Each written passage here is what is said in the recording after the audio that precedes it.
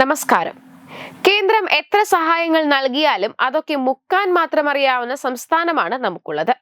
അതുകൊണ്ട് തന്നെ ഇന്നലത്തെ ബജറ്റ് അവതരണം കഴിഞ്ഞപ്പോൾ കേന്ദ്രം കേരളത്തെ അവഗണിച്ചു എന്നുള്ള ആരോപണങ്ങൾക്ക് പ്രസക്തിയില്ലെന്ന് തന്നെ പറയാം. ഇത്തരം വിമർശനങ്ങൾ ഇപ്പോൾ ഉയരുന്നുമുണ്ട്. എന്നാൽ ഇപ്പോൾ ചർച്ചയാകുന്നത് കുംഭമേളയെ അധിക്ഷേപിച്ച ജോൺ ബ്രിട്ടാസ് ആണ്.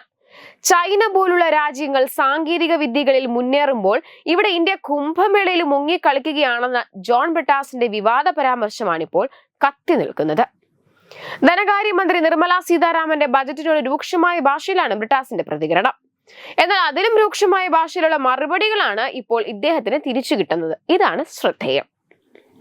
മൗനി അമാവാസ്യ എന്ന 144 വർഷത്തിൽ ഒരിക്കൽ സംഭവിക്കുന്ന വിശുദ്ധമായ ഗ്രഹനിലകളാൽ അനുഗ്രഹിക്കപ്പെട്ട ജനുവരി 29-ന് കോടിക്കണക്കിന് പേർ ത്രിവേണി സംഗമത്തിൽ മുങ്ങിക്കുളിച്ച് പുണ്യം നേടി ഏതാനും മണിക്കൂറുകൾ കഴിയുമ്പോഴാണ് ജോൺ ബ്രിട്ടാസിന്റെ ഈ വിമർശനം.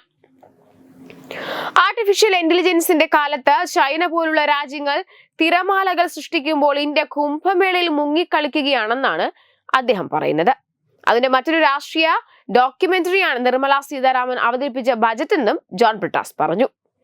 AI, സെമി കണ്ടക്ടർ, ബഹിരാകാശ സാങ്കേതിക വിദ്യ മേഖലകളിൽ ഗവേഷണവും വികസനവും നടത്താൻ 1 ലക്ഷം കോടി രൂപ ബജറ്റിൽ നീക്കിവെച്ചപ്പോഴാണ് ഇന്ത്യയുടെ സാങ്കേതിക രംഗത്തെ സർക്കാർ ഇടപെടലിനെ ബ്രിട്ടാസ് വിമർശിക്കുന്നത്.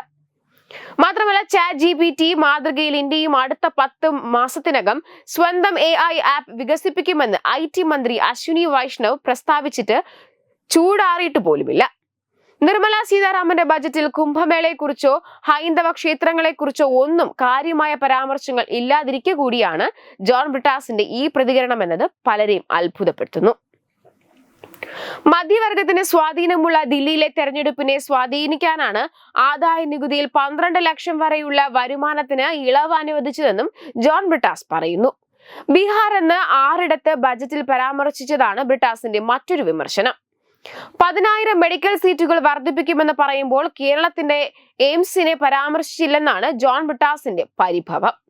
അതേസമയം സോഷ്യൽ മീഡിയയിൽ ഇപ്പോൾ ഇദ്ദേഹത്തിനെതിരെ നിരവധി പേർ രംഗത്തെത്തിയിട്ടുണ്ട്. എന്നാൽ വിദ്യാഭ്യാസ രംഗത്ത് വലിയ പ്രതീക്ഷകൾ ഏകിക്കൊണ്ടുള്ളതാണ് 3ാം മോദി സർക്കാരിന്റെ 2ാം ബജറ്റ്. ഇത് വളരെ പ്രധാനപ്പെട്ട ഒന്നാണ്. വിദ്യാഭ്യാസം, നൈപുണ്യ വികസനം, സാങ്കേതിക നവീകരണം എന്നിവയ്ക്ക് വലിയ ഊന്നൽ നൽകിക്കൊണ്ടുള്ളതാണ് ഈ ബജറ്റ്. ഉന്നത വിദ്യാഭ്യാസ രംഗത്തെ നിർമ്മിത ബുദ്ധി വ്യാപനത്തിനും മികവിനും ബജറ്റ് പ്രാധാന്യം നൽകിയിട്ടുണ്ട്. ആഗോള പങ്കാളിത്തത്തോടെ വിദ്യാഭ്യാസ രംഗത്ത് ദേശീയ മികവിന്റെ 5 AI കേന്ദ്രങ്ങൾ സ്ഥാപിക്കുമെന്ന് ധനമന്ത്രി വ്യക്തമാക്കി. അക്കാദമിക ഗവേഷണ രംഗത്ത് AI സമന്വയിപ്പിച്ചുകൊണ്ടുള്ള വിദ്യാഭ്യാസം ലക്ഷ്യം വെച്ചുകൊണ്ടുള്ളതാണ് പദ്ധതികൾ. ആർട്ടിഫിഷ്യൽ ഇന്റലിജൻസിന്റെ മികവിന് പുതിയ കേന്ദ്രം സ്ഥാപിക്കാൻ ബജറ്റിൽ മന്ത്രാലയം 500 കോടി വകയിരുത്തിയിട്ടുണ്ട്. സാങ്കേതിക ഗവേഷണത്തിനായി 16 ഫെലോഷിപ്പുകൾ നൽകുമെന്നും ധനമന്ത്രി ബജറ്റിൽ പ്രഖ്യാപിച്ചിരുന്നു. Web desk Tatwamayi news. Branding partner Edubix online executive education. Focus physiotherapy centre Pattom.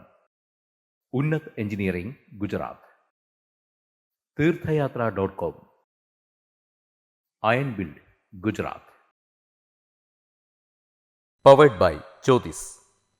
Realizing your dream home.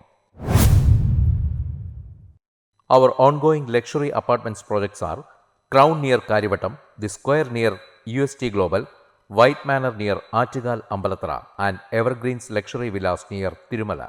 Call 90482 55599. Jyothis Building Promoters Private Limited, Thiruvananthapuram.